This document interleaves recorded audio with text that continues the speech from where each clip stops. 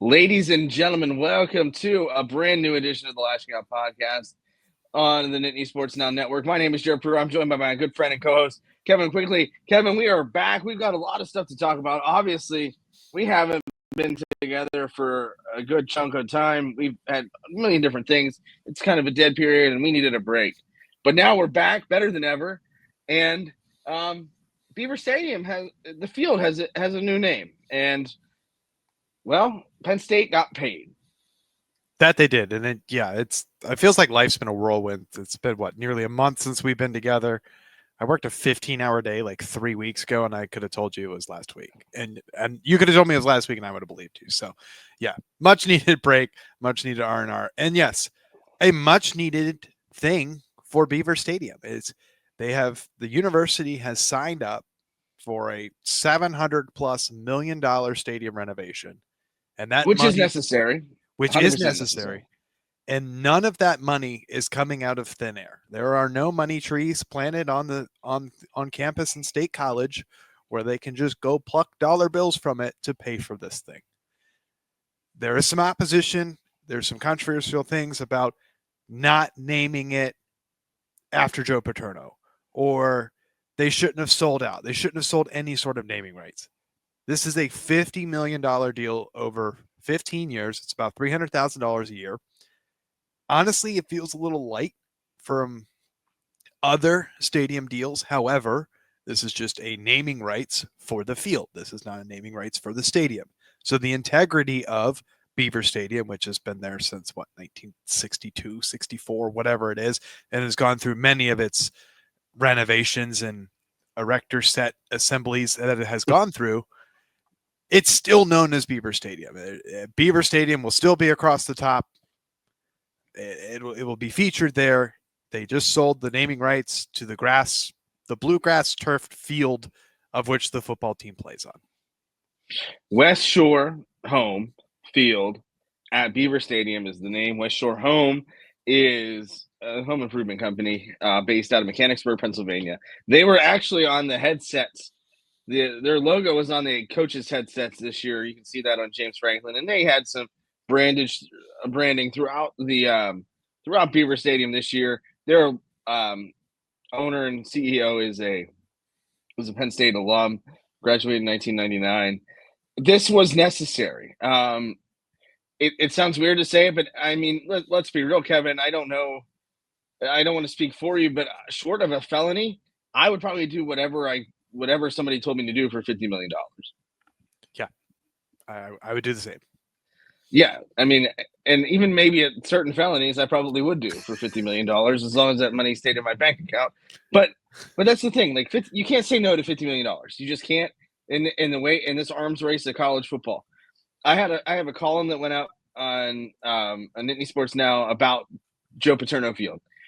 Listen, Joe Paterno is great of a legacy, and it ends up being tarnished as it was. He won 409 games, success with honor, did all kinds of great things at Penn State. Obviously, that legacy is tarnished by what happened with Jerry Sandusky, and that's a debate for another day, another show. But this is a guy that his whole mantra and his whole MO was success with honor, was doing things the right way, and doing it for the team, not the individual. He didn't have names on the back of his jerseys for that reason. Basic Blues, no names, all game, right? That's the slogan, the saying. So if there was ever somebody that didn't want their name adorned on the field or something in that aspect, it would be Joe Paterno. I'm not trying to speak for him. I do believe that might be how he would feel. I'm sure he would be honored, but I don't think that's what it's all about. It's all about supporting those current student athletes the way that he supported his student athletes. And the other thing too is his name's already adorned on the library at campus, and that's the perfect way to honor him. Do I think the statue should come back? Yes, I think the statue should be in the All Sports Museum or out in front of the library or somewhere. I do think that should come back. I think that would be a great thing. I also think they need to build something for Bill O'Brien. I think that he would deserve that after his coaching career is done. But let's be real. Joe Paterno Field isn't going to bring you any money. It's just not. And it's not going to bring you $50 million. But, and it's an interesting debate. because Joe Paterno's legacy is complex, to say the least. And I think the biggest thing for me is, listen, we're all going to call it Beaver Stadium. We call it Heinz Field, even though it's Acrisure Stadium. I mean, we don't call it Nick Saban Field at Bryant-Denny. It's just one of those deals. It's just in naming rights. But you can't, again, you just can't say no to $50 million a year. And most of it's going to be front loaded too. So that's going to help go towards those renovations as well. And they're raising tens of millions of dollars. It seems like at least once a month or every other week that they have a big time donor helping to offset the costs of the renovations. Yeah, and sorry, math escapes me. 50 million over 15 years is $3.3 million a year. Missed a couple zeros in there. But I digress. And you hit the nail on the head, right? Joe and Sue Paterno have the naming rights to the library. Joe Paterno famously got $400,000 from Nike upon achieving his 400th career victory at Penn State. All 400,000 of that went directly to the Joe and Sue Paterno Library. That's Joe Paterno's legacy on campus. Should the statue come back to the stadium, I think there's room for discussion there. Yes, it is a very complex legacy, especially with the way it ended. But naming the field after Joe Paterno, yes, brings no money. It's also the same thing with Pete Rose. Now, Joe Paterno's death came a lot closer to the controversy that surrounds the legacy of Joe Paterno. Pete Rose lived, 30 years after the implications of his gambling and his permanent ban from Major League Baseball. But Pete Rose died this year. There is now a push to get him reinstated into baseball and posthumously admitted into the Baseball Hall of Fame. If you're not going to do it while the guy's alive, don't do it at all. Now, the Joe Paterno legacy is tough because they are in the middle of the Jerry Sandusky investigation. All of this is breaking. He dies within 6-8 weeks of the allegations coming out. I think they came out in mid-October, and he's dead by end of November, early December. So you couldn't do that while he was alive. But to me, it's in the same category as Pete Rose. Like, if you weren't going to put Pete Rose in the Hall of Fame when he was alive, don't do it for brownie points. It's worse than playing the hits, right? Like just going back to the well of Dreams and Nightmares by Meek Mill. Yeah, it gets everybody excited, but I don't need to hear it 12 times a game over the Beaver Stadium PA system. And I'm just not a fan of playing the hits. And I go back to what you started this whole segment with, is like, I don't want to speak for him either, but that's just not the legacy that Joe Paterno would have wanted. And I think the university has rightly moved on from that period of history. I think Bill O'Brien, probably deserves some sort of massive plaque somewhere on the new brick fascia of the stadium. I don't know if it's statue worthy. I mean, you could say he saved the program. But yeah, there needs to be some tribute to Bill O'Brien. That's something that can be done while he's alive, barring significant circumstances. Not wishing anything like that. But yeah, it's West Shore home field, the $50 million. I have it right here. Wisconsin got $13 million for just naming their field, and that's a in perpetuity.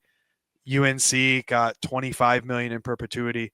This Penn State deal is only 15 years. So it's one of the most lucrative field-only naming rights in history. Ohio State's getting $2.5 million a year for the stadium rights. Washington State's getting $1.1 million over 10 years for theirs. Washington probably has the most lucrative at $4.1 million a year over 10 years. But again, they have surrendered the entire rights of their stadium, and I believe part of their athletic village as well, or athletic facilities. So I'm in support of it. You got to finance this stadium, and the $50 million gets Pat Kraft to very close to the $134 million financing or fundraising goal that he set out for, seems like a year ago. So to raise $134 million in relatively short order, it doesn't feel like Pat Kraft hasn't been there that long. He's going on 2 years, I do believe. to raise 134 million in that amount of time is fantastic for the athletic department as a whole. Absolutely. It's impressive. You got to build on the momentum that they do have. And I think right now it's fascinating to see this growth and this achievement. But for me, I think it just speaks to, that there's some money out there. And again, you got to keep up. And Pat Kraft is more than willing. And you've seen that happen. And you're going to continue to see him be more than willing and capable of putting all the horses and all the eggs in that championship basket. And you see that with the other sports.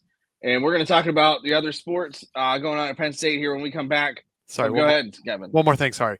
Second largest donation in athletic department history, only behind the owner of the Buffalo Sabres, Terry Pegula. Yeah, and he donated an entire hockey program.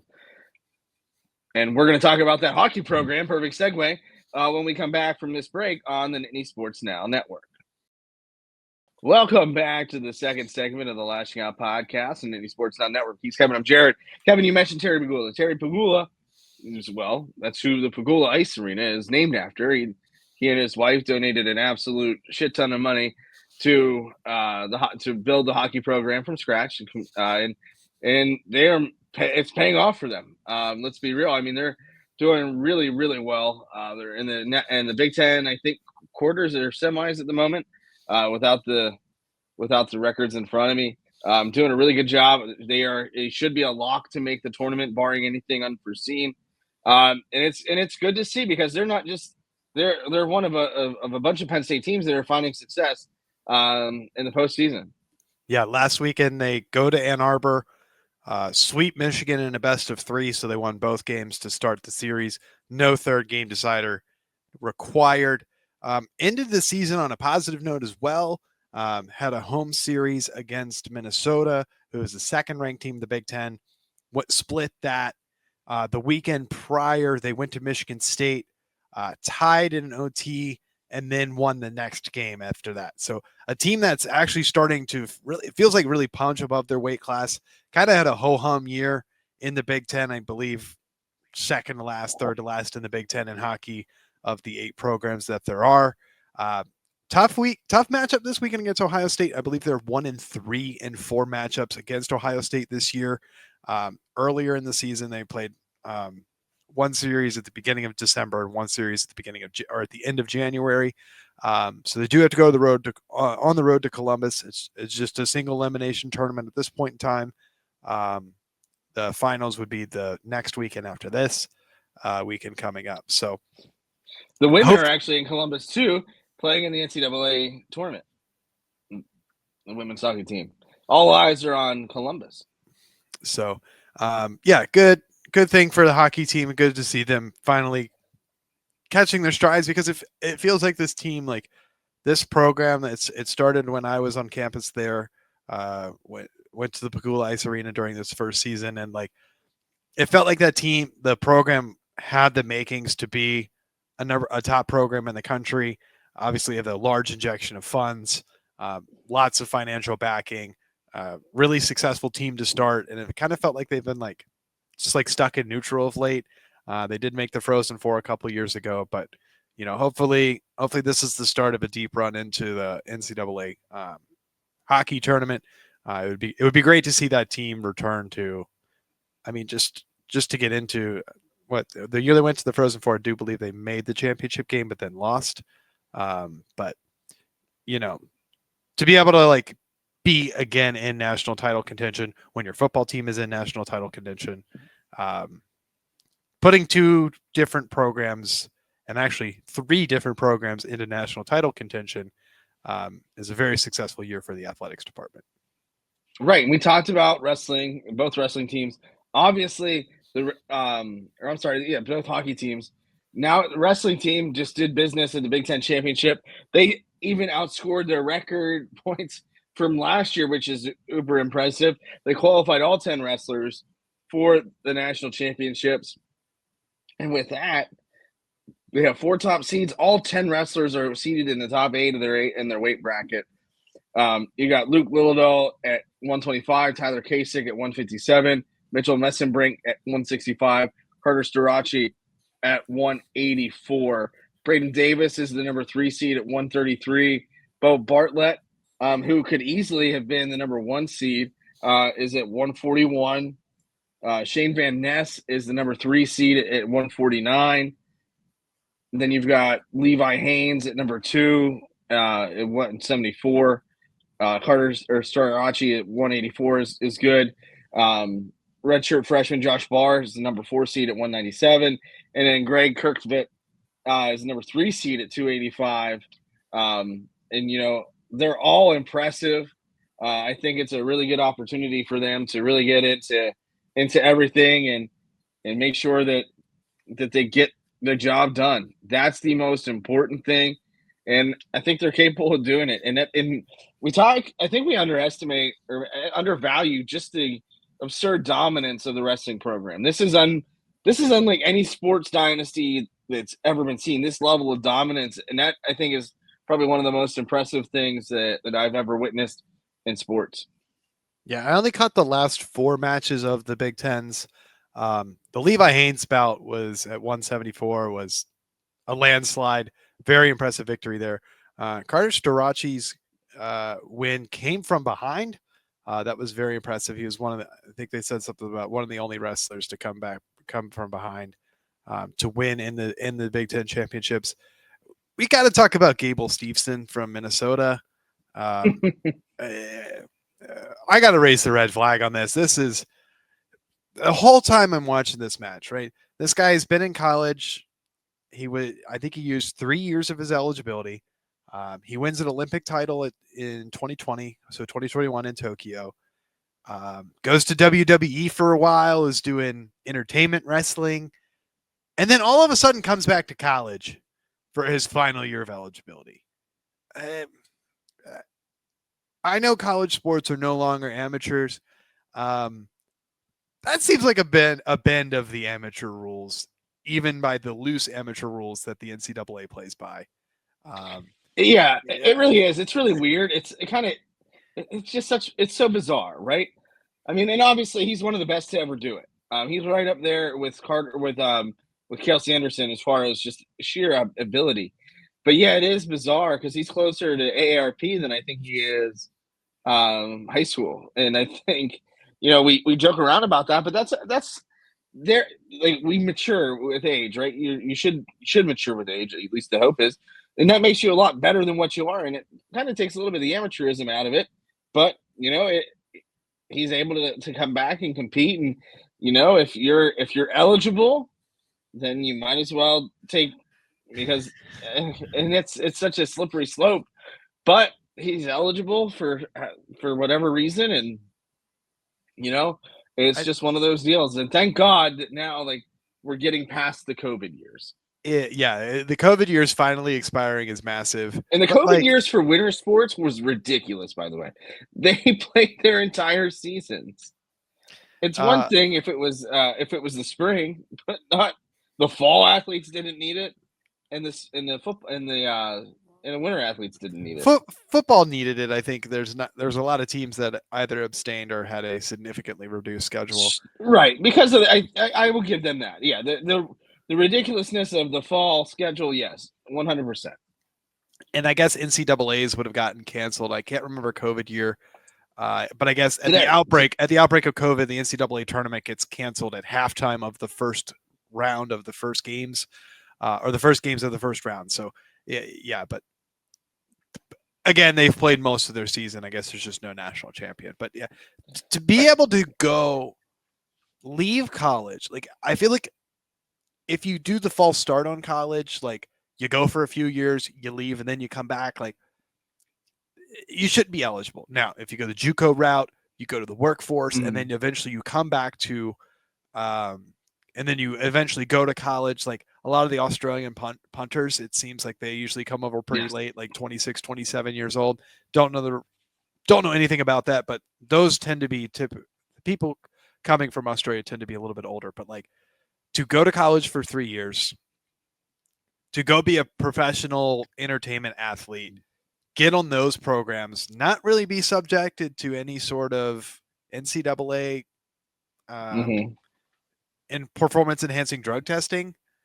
which the WWE is known for, and get on that weight training program and then come back to college to wrestle with eligibility. I just want to me, that's just a red flag. Like you can't It's really play, weird.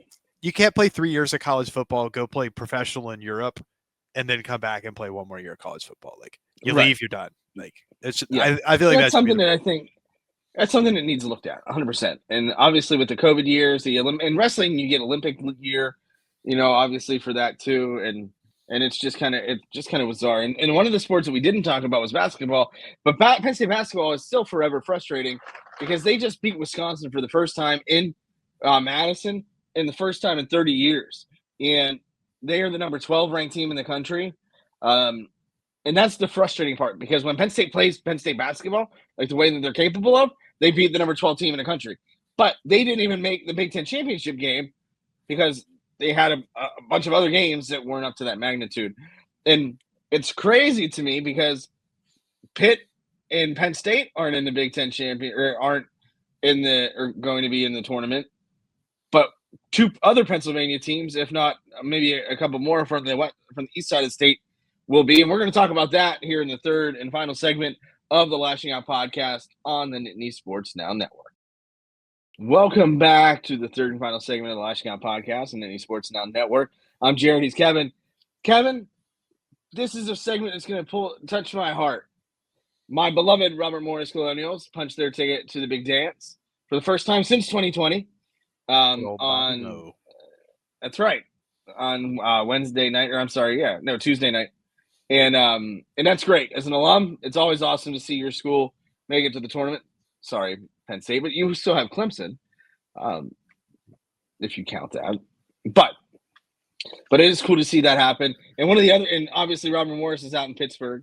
They are the best Pittsburgh school. I will not ever hesitate to let everybody know that Robert Morris is infinitely better than Pitt, Duquesne, Chatham, Point Park, you name it, they're better than them. That's just kind of how we do it in Moon Township. But also one of the teams that made it from the NEC is St. Francis, a school that I'm representing with my Frankie the Friar golf hat, purchased at their golf course. And they're in Little Loretto, Pennsylvania. And I say little because there are 1,100 people, just over 1,100 people that live in Loretto, Pennsylvania. You blink and you miss it. It's off the beaten path. Honestly, they have a superette where you can get gas, you can get anything you need at a supermarket, hot foods, cold foods. They have plenty of churches, and that's really about it. And they have St. Francis University, and they have a 9-hole golf course, and that's really all that matters up there. But it's cool to see schools like that make it to the tournament. That's what makes March Madness really cool. Speaking of 20, we talked about the COVID year. Penn State basketball was primed for a big run in 2020. Robert Morris also made the tournament there. They beat St. Francis to go to the tournament. But this time of year, it's crazy. I mean, we were talking about hockey and wrestling, and I honestly haven't really paid much attention to either because of the focus on not necessarily St. Francis, but just college basketball and basketball in general. And it's unfortunately that both Penn State teams fell apart in a disastrous way throughout the entirety of their season. Yeah, and I guess the curse and the blessing of the NCAA tournament is that there are 68 teams who will qualify for the tournament. The curse of that is, and no offense to your Red Flash or St. Francis, who you are a media affiliate of, they lost to Penn State basketball by 30 points. They played 2 Penn State branch campuses this year and beat them by 30 plus points each. That's right. And the crazy thing is those were bye games for St. Francis, while Penn State was a bye game for the university for St. Francis. So it's they lose to Bobby Moe. They did lose to Bobby Moe by 13. They've lost to Wagner. Mercer. They are one of 20. They're one of 20 teams to go into the tournament with a losing record. Doesn't matter how you get there. All that matters is that you get there, and that's the beauty of March. There are so many teams that are like that, and maybe not necessarily with the records, but that their non-conference schedules are always going to be bad because that's how they make money for the university. They take the bye games against the Clemsons, the Penn States, the Pitts of the world, and then voila, you get to March and anything can happen. But I think so. This is the whole reason that the commissioner, I believe the Big 12 commissioner, Brett Yormark, was calling for the tournament to expand to 76 teams. Goodness gracious, we already have 68. 68 is already way too many. Yes. I have never once, I'm not a college basketball fan. I'm going to watch Penn State for the storylines. I might occasionally tune into a Duke game. But now that Mike Krzyzewski's not coaching, I really don't even care about that. Tony Bennett retires from UVA, so don't care there. College basketball just doesn't give me the juice. Like, I might fill out a bracket. It's going to be terrible. This is all luck involved anyway, so even if you know ball. But no one watches play-in games. There's no reason for there to even be play-in games. You have teams with losing records making the tournament because they've won their conference. They did earn that.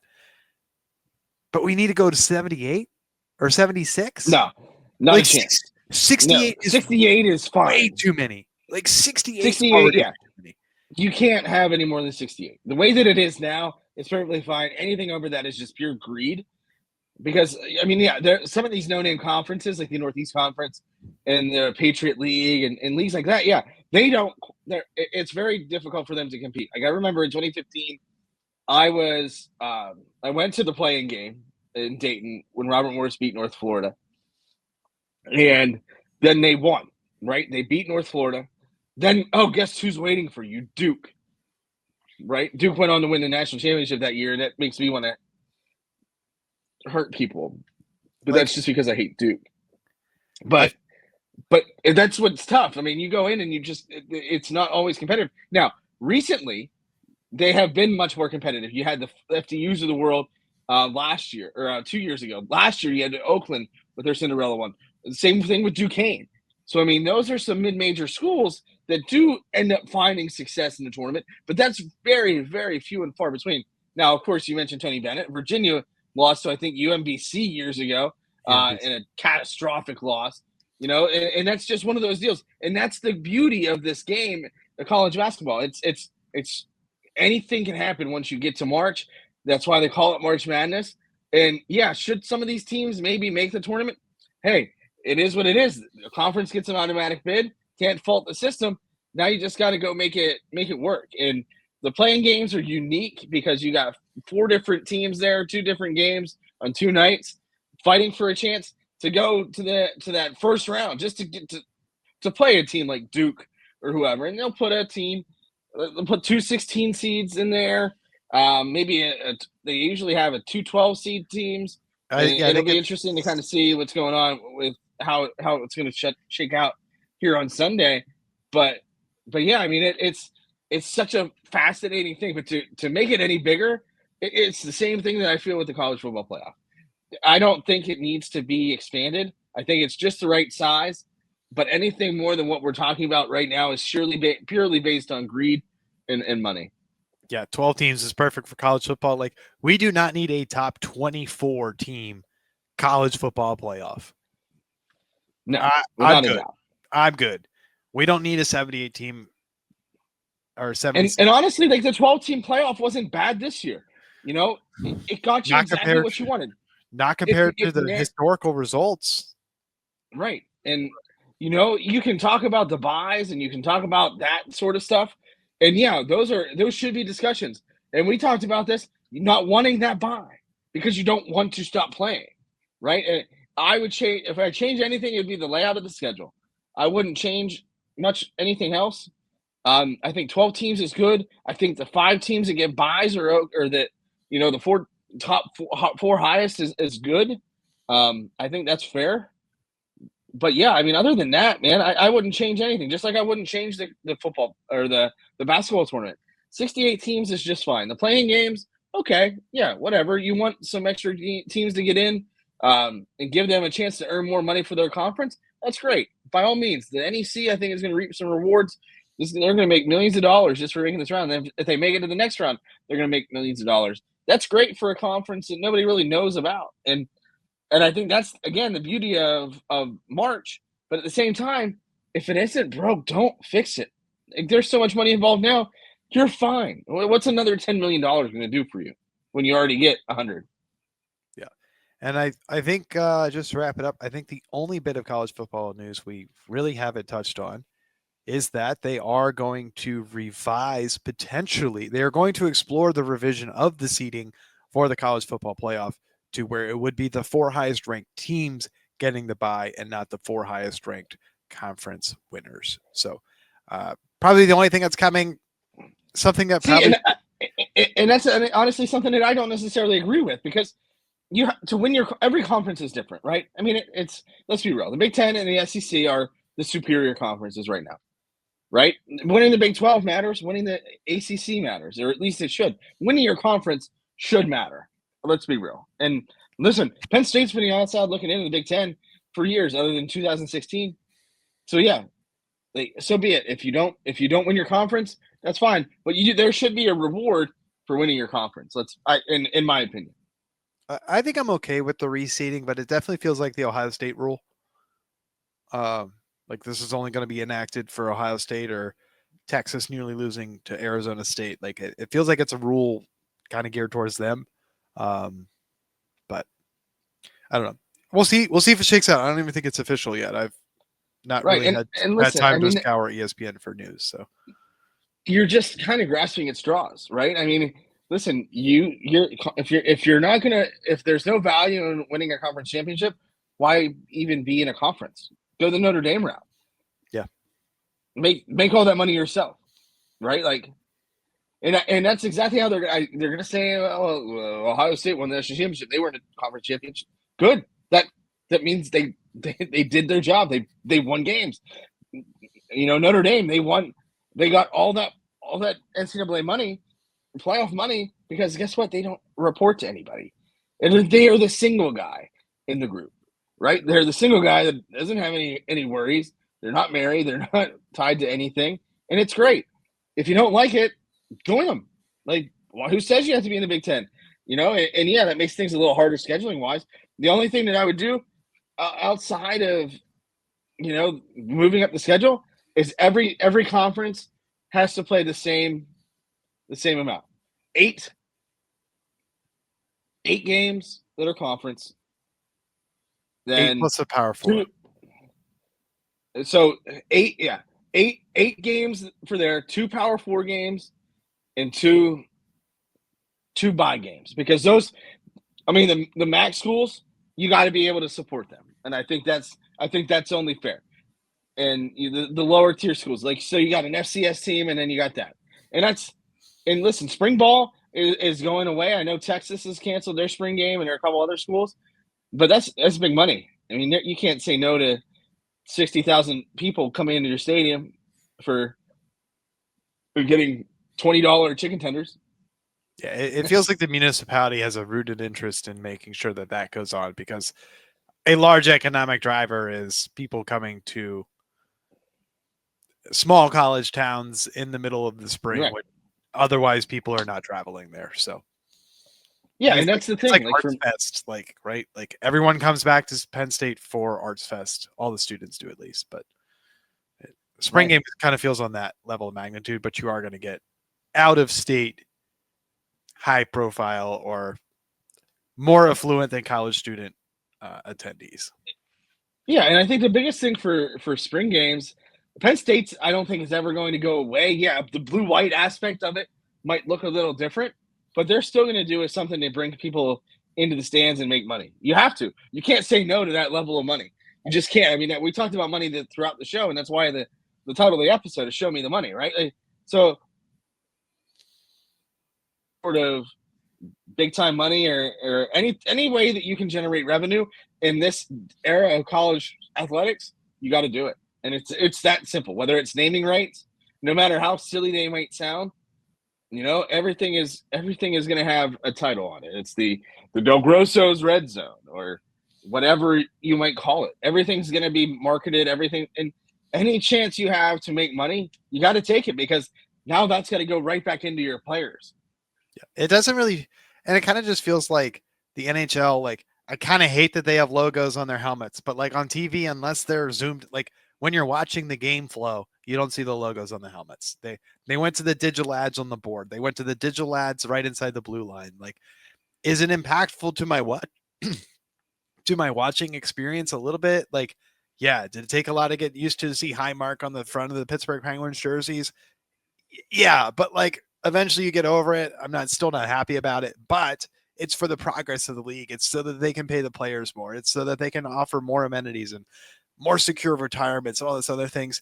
It's no different than being able to offer your athletes more NIL, more stable transportation and reliable and higher amenities and paying for all their food and all the other things that college athletes should be getting. Right. And it's not easy to run an athletic department. That's why, football, basketball are the two sports that generate revenue almost at every school. Some schools they're not that lucky. Hell, I think even wrestling very barely makes a profit. I think they were net negative. I think they were net negative last year, and they won their 7th national title. Yeah, and that's that's the reality of college athletics and just the finances of it all. It's not easy.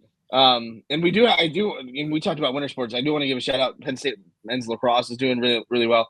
Penn State baseball is doing really well as well. But to subsidize those sports, you need football. That's the front porch of the university. You need opportunities for them to make games or make money, and that's the way it has to be. Like, and it's a flawed system, but when you can fit 107,000 people in a stadium, that's a lot of money. That's a $10 million weekend or day every time that somebody comes in, and you have that 7 games. That's a boatload of cash for a program that needs it, and the university needs it as well. Yep. Also coming soon, I think, is an announcement for West Side seating. The official announcement for West Side seating for the upcoming football season should be announced very soon. So if you're on the West Side, if you're on the West Side, if you're on the West Side and you have your season tickets, you should be announced soon what your seating arrangements will be. So yes, and it's going to be a bizarre little temporary seating platform. The media press box for the print media will be on the other side, the suite side of the stadium, whereas the radio and TV and ESPN, the broadcast side of it will be on the original side. So it'll be a little lower than what it was previously, but that's what I'm hearing from some people that I know affiliated with those decisions, which is going to be interesting. And we'll see kind of how that goes. It's going to be very weird, I think, for the spring game, and that'll be kind of the first test run of what's next. Yep, for sure. But before we go, Kevin, any parting shots? Nah, I think I'm good. It's been a month, but I'm not going to hold sour. Yeah, it's been a wild month. Obviously, it started for me kind of crazy. Which was kind of wild. Super Bowl Sunday, finding out that my life will be changing in 9 months. So there's that. Congratulations. Yes, thank you. Which is always bizarre, right? Like, you're getting congratulated for doing a deed, right? It's very weird, and I've never felt more awkward than than when my wife and I told her parents what was going on, because it's like, I did that, I guess, and it's not fun. It's no different than like high school or college and like high-fiving your friend, like the Kenny Chesney song. Yeah, right. At practice, it's the same thing. A little different, but it's similar scale. So I can. Yeah, and you're just like getting congratulated, congrats. Yeah, it's like, yeah, cool. I did it. Woo! Yeah, yeah. Let's not talk about this. Moving on. Like when I was 18, obviously, yeah, it's a little different than when you're 34 and you're like, oh yeah, that's pretty weird. It's like, oh, it's great. Yeah, thanks for the love. It's the elephant in the room, man. We just don't got to say. Yeah, wonder how that happened. There's something in the water, they say. Miracle of life. That's right. It just appears. Poof. It's like, the stork showed up. He showed up a little early. Put it on layaway. But yeah, it is so weird, and I don't know if those are in the picture for you and your wife, but if they're in the picture, I can't wait to hear how awkward it is for you, because it was pretty damn awkward for me. Not there yet, but I hadn't thought about that in a while, because it's been a while since someone I know or a friend has announced a pregnancy. But no, that thought has crossed my mind, and now that we're doing this, it's it's just so much funnier now that we're live and recording. So Well, and that's the other thing too, right? Like, congratulations, or you like, oh, we're pregnant. It's like, I'm not pregnant. She's pregnant. I did my whoa. Who's I this gotta deal we? with that. Yeah, who's this we? I'm not growing anything other than a food baby. Like, I'm just like, and it's the craziest experience ever, because like, every second is different. Yeah. You never know. My body is not capable of the spectacular things that the female from body certain is capable size, of doing. from from a side profile, I do look like I could be carrying a small human, but that's a dietary issue, not a biologic issue. And I'm like, I just look at my stomach and I'm like, oh yeah, I got 9 months to prepare, and I think later this month, we're in March now, we get to find out what it's going to be, and if it's a girl, I think I'm going to take the summer to prepare accordingly for being surrounded by three girls. And if it's a boy, then I think we're going right to Dick's and getting a baseball glove and maybe a bat, and I'm going to tie its arm around his right arm behind him and make sure he's left-handed and hopefully 6'5" and has a curveball. Not 5'6". No, I hope or whatever your license says. Whatever the lie is on your license. Right, and that's like, yeah. Well, I'm 5'7". Thanks, Kevin. 7'5" would be brutal. How's the weather up there? Yeah, he's 12 and he's 7'5". He's from the Dominican. I was like, whoa, that's not what we ordered. And that's the other thing too. Is like, oh, the joke is like, oh, is it yours? Yeah, I know it's mine, because the mailman can't deliver shit in our neighborhood. So it's certainly not him. He doesn't even know where I live. Especially in the snow on those hills in Altoona. And they walk that. Still walk. That always baffled me in Pennsylvania. In Altoona. Kevin, where I live. I've lived up here my entire life, and people like I drive, out where I drive everywhere, but like people are like, the hills. Like when my in-laws saw that, like up here, like obviously, like we are in, like, I think, and this is no, like, this is just an educated guess. Like, I think we are the highest spot in the city, which is really cool, like for residential. But it's like, yeah, it's just a hill. Like, and that part about you'll be fine. Every part of your neighborhood has that massively steep hill going up to it, especially like that park that they like leveled into the side of the mountain. The only thing that might have you beat is like the town center right off 99, but that doesn't really count. That's like brand new. We can see that obviously out of our closet in our bedroom, which is kind of crazy. We have some wild views, but yeah, I mean, the hills. I love hills. And you know where you can't get hurt for a hill if it's flooding, and so I've always got the higher ground. I'm short. That never happens. Last thing, I know it's really late in the podcast. If you're listening, thanks so much. Episode's brought to you by Good Dog. Not going to do the whole ad read. You know the deal. Go to Good Dog Beverage, good GODD or good DOGG beverage.com for merchandise and sales information. And just a friendly reminder, a portion of all their merchandise sales, or a portion of all their case sales, and 100% of merchandise sales profits go to support giving service dogs to people in need. Great work, Kevin. I'm using my Good Dog golf tees Saturday. Can't wait to bust the sticks out outside. Very excited for that. We'll have to talk maybe in another month, whenever we figure out when we're recording again. Potentially I'll be in my new office where the piano won't be. Unfortunately, I'm going to move out of my living room here that you see behind me, and we'll be in my office. It'll feature a new background behind me. I don't know what that's going to look like yet. I have a lot of decisions to make. We do need to immortalize the grand piano. I am going to lead that train to immortalize that. So we need to like frame it up like Friends.